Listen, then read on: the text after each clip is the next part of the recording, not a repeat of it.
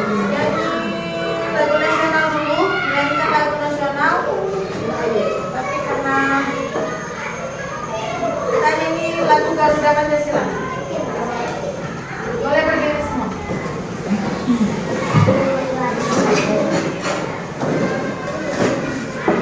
Satu, dua, tiga.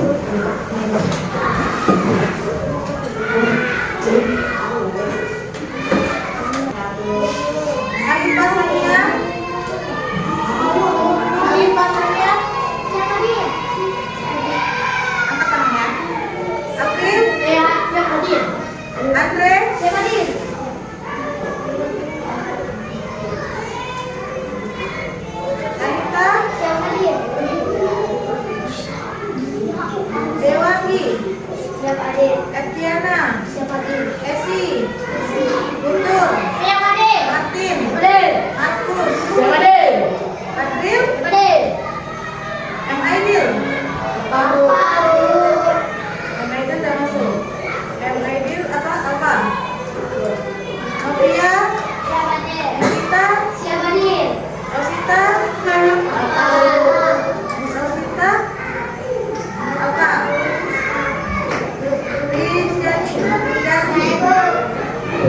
Rohim, Ripaldo,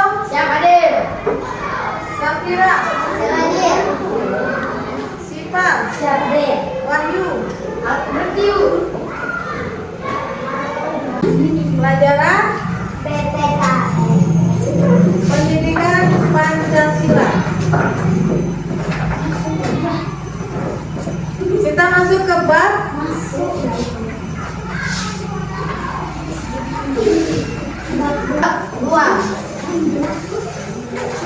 memaknai norma-norma dalam kehidupan sehari-hari. Kita sampai ke tujuan pembelajarannya. Peserta didik mampu mengidentifikasikan bentuk-bentuk norma, hak dan kewajiban dalam kedudukannya sebagai anggota keluarga.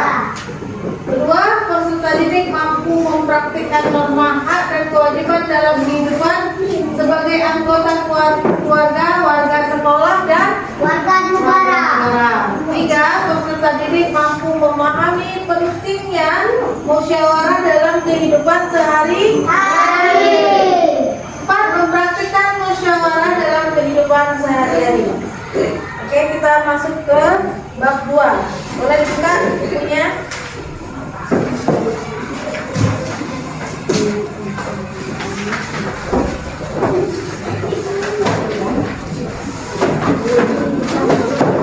Ada yang tahu apa yang dimaksud dengan norma? Norma tahu? Apa itu norma?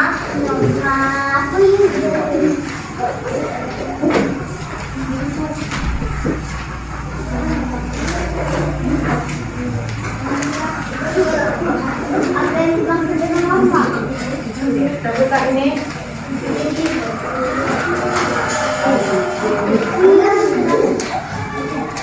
Apa yang dimaksud dengan norma? Norma adalah aturan yang mengatur perilaku dalam masyarakat. Berarti segala aturan yang mengatur perilaku. Jadi hidup kita tuh ada aturannya ya. Ya Bu. Yang itulah yang dimaksud dengan norma. Misal aturan apa misalnya yang ada di rumah? Aturan Tidak boleh kalian langgar. buang sampah sembarangan. Oh ya, itu di sekolah bisa juga ya, di sekolah tidak boleh buang sampah Sembarangan.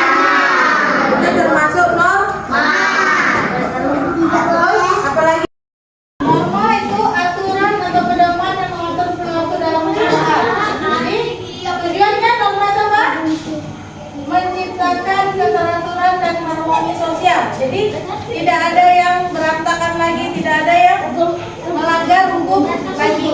Itulah tujuan diciptakannya norma ada berapa? 1. Norma agama. Berdasarkan pada ajaran-ajaran. Ya, norma kesusilaan, norma kesopanan, norma hukum. Kalau norma agama contohnya apa coba? Berdasarkan pada Berdoa sebelum makan, sholat, apa lagi? Ngaji, apa lagi? Hah? Doa sebelum belajar, apa lagi? doa sebelum tidur. Doa tidur, apa lagi? Norma agama yang kalian tahu. Ada lagi norma kesusilaan berasal dari hati nurani. Contoh, tidak berbohong. Siapa yang berbohong? Yang suka berbohong siapa? Itu tidak ada yang suka berbohong. Karena bohong itu dosa. Terus tidak mencuri. Itulah norma kesusilaan. Berikutnya norma kesopanan. Berhubungan dengan tata krama. Tahu norma kesopanan? Kalau misalnya ketemu ibu guru di jalan, itu apa yang harus kalian lakukan? Saling lebih ke parkes. Terus apa lagi? Apalagi kalau ketemu ibu guru, apalagi yang harus kalian lakukan? Selamat pagi Bu atau assalamualaikum Bu, gitu ya. Kalau ketemu guru atau ketemu orang yang lebih dewasa atau ibu-ibu yang kita kenal, pasti kita harusnya itu namanya norma kesopanan. Ya, kalau ketemu orang yang lebih dewasa kita harus tahu. Itu norma kesopanan. Apalagi mengucapkan salam saat ketemu ya kan? Nah kalau ketemu Bu, assalamualaikum. Karena ketemu Ibu Fitri di luar kita ucapkan Assalamualaikum. salam. Terus norma hukum tertulis dan bersifat memaksa. Kalau norma hukum itu contohnya apa? Dia tertulis ya, ditentukan oleh pihak kepolisian atau pihak-pihak yang berwenang. Contohnya rambu lalu lintas ya. Kalau rambu lalu lintas, kalau misalnya kalian lihat lampu merah, warnanya merah, boleh jalan apa enggak? Kalau lampunya hijau, itu yang dimaksud dengan norma hukum. Jadi mentaati peraturan hukum yang ada. Lanjut. Pentingnya norma dalam kehidupan. 1. Menciptakan keteraturan, membantu menjaga ketertiban dan masyarakat, menumbuhkan rasa aman, adanya kepastian hukum, mempererat hubungan sosial, membentuk karakter yang positif. Ini yang paling penting, norma yang membentuk karakter yang positif. Contoh karakter positif seperti apa? Karakter positif itu sopan santun. Jadi kita tidak boleh yang namanya membantah guru atau misalnya melawan guru, itu termasuk karakter positif apa enggak? Kalau melawan guru tidak, berarti melanggar norma.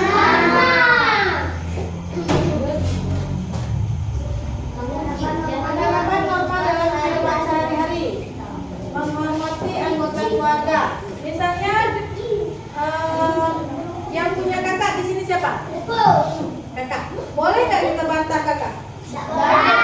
Boleh nggak kita berkata kasar kepada kakak? Boleh. Karena kita harus sopan. Yang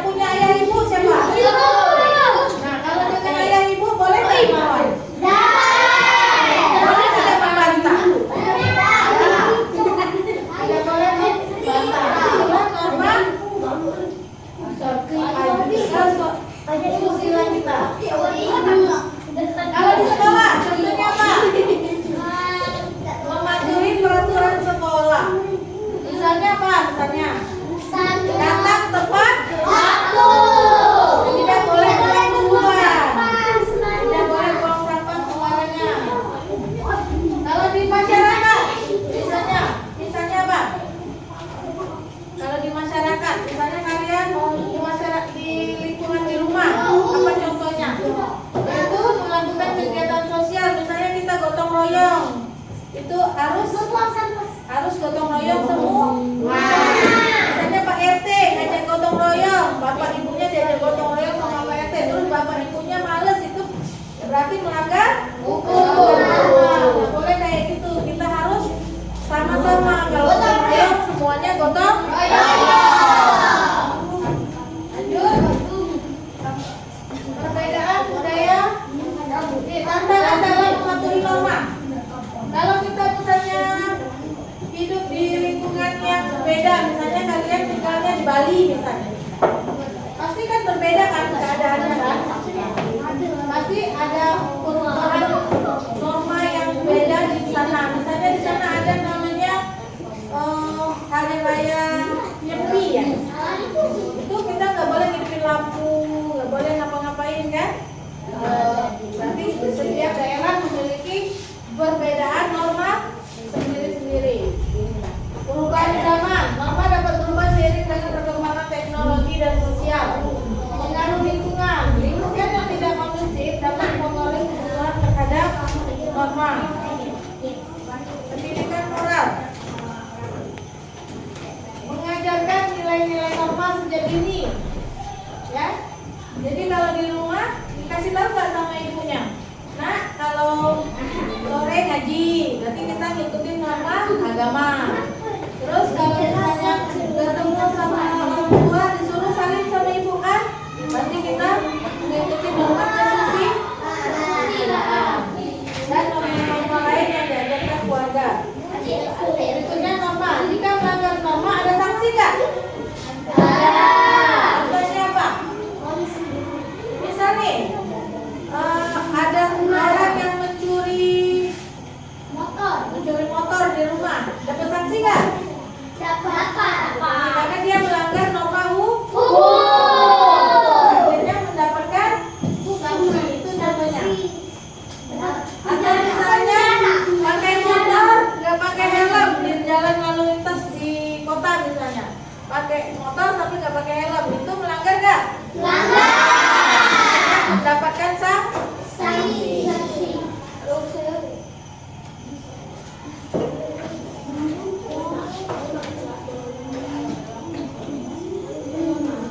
Norma adalah kebiasaan atau aturan yang menjadi pedoman perilaku dalam kehidupan sehari-hari, ya. Norma itu membuat kita tuh menjadi lebih teratur dalam kehidupan sehari-hari.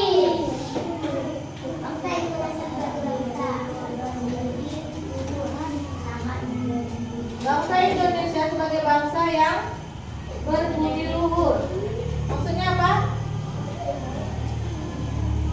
Berbudi luhur. Bangsa Indonesia tuh, orang Indonesia tuh orang yang sangat ramah utama, ya.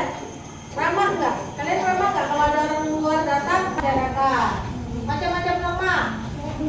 Tadi ya, norma agama, norma kesusilaan, norma kesopanan, norma hukum. Norma agama adalah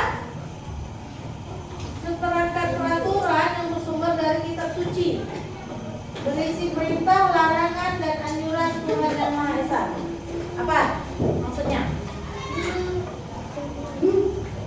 Perintah apa? Contohnya kalau perintah, kalau norma agama, berarti kalau yang tidak sholat melanggar melanggar norma agama. Kalau yang tidak sholat melanggar norma agama. Siapa sini yang nggak sholat? Siapa yang tidak sholat? Sholat semua? Berarti mematuhi norma agama.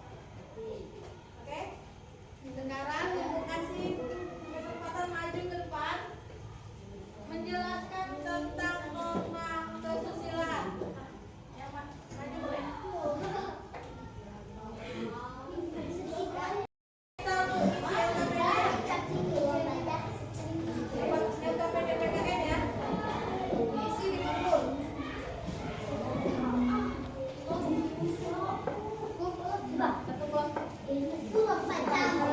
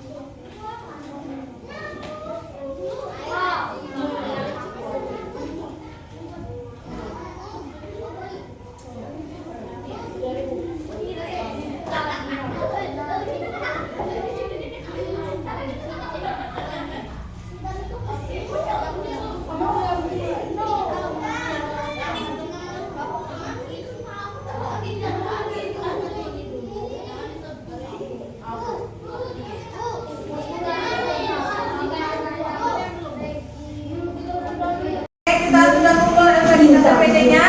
Maju siapa yang mau mempresentasikan jawabannya? Kelompok 1. Iya. Baca.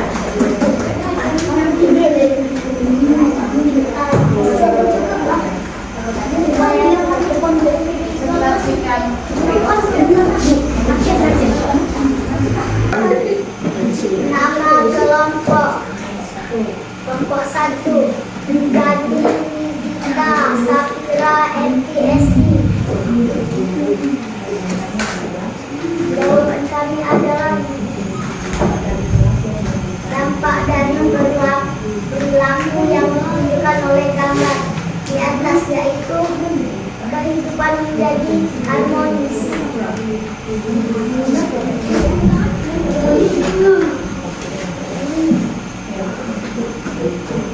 mengikuti upacara agama lain tanpa izin, membantu teman yang berbeda agama, menaati segala aturan yang berlaku, menghabiskan tata tertib ketika kendaraan, saling menghargai dan bertoleransi. 2, 3, dan 5. Tindakan pada gambar di atas termasuk perilaku yang tidak pantas ditiru karena memenuhi keinginan dengan cara yang tidak sesuai aturan.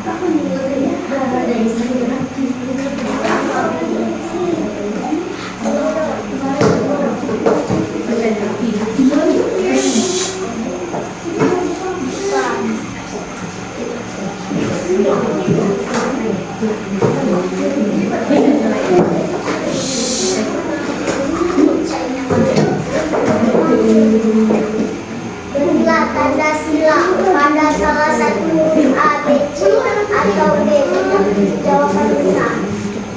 Soal nomor 1, Randy diajak oleh orang tuanya untuk berpamitan. Ketika hendak pergi, Randy selalu melaksanakan petunjuk tersebut. Dia telah berperilaku sesuai kewajiban.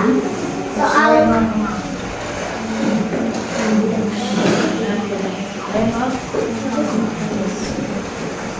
dikenal sebagai anak yang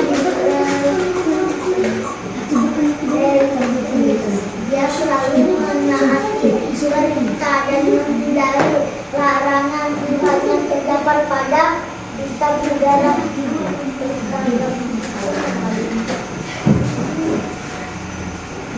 Kitab suci. Oke. Soal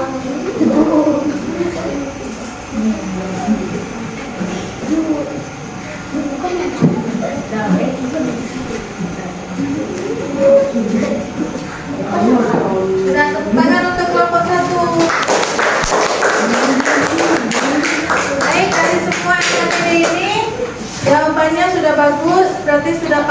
semua tentang norma-norma dalam kehidupan kita sehari-hari. Sekarang kita coba bacakan kesimpulannya. Jadi kesimpulannya adalah norma-norma dalam kehidupan sehari-hari sangat penting untuk menjaga keteraturan dan harmoni sosial. Dengan memahami dan mematuhi norma-norma, kita dapat menciptakan lingkungan yang aman, nyaman, dan perlu saling menghormati. Kalau kita ikuti norma agama, berarti mengikuti hukum-hukum yang ada di agama, berarti kita mentaati peraturan, sehingga norma agama kita penuhi semua, sehingga terciptalah lingkungan yang harmoni. Karena norma agama itu membuat kita jadi hidup dengan benar, hidup dalam kebenaran. Terus kita juga menjadi nyaman dan aman kalau kita mentaati peraturan mentaati peraturan sekolah, mentaati peraturan yang ada di rumah, dalam lingkungan keluarga, maka kita akan jadi nyaman. Oke, demikian dari Ibu. Kita akhiri belajar kita dengan mengucapkan alhamdulillah.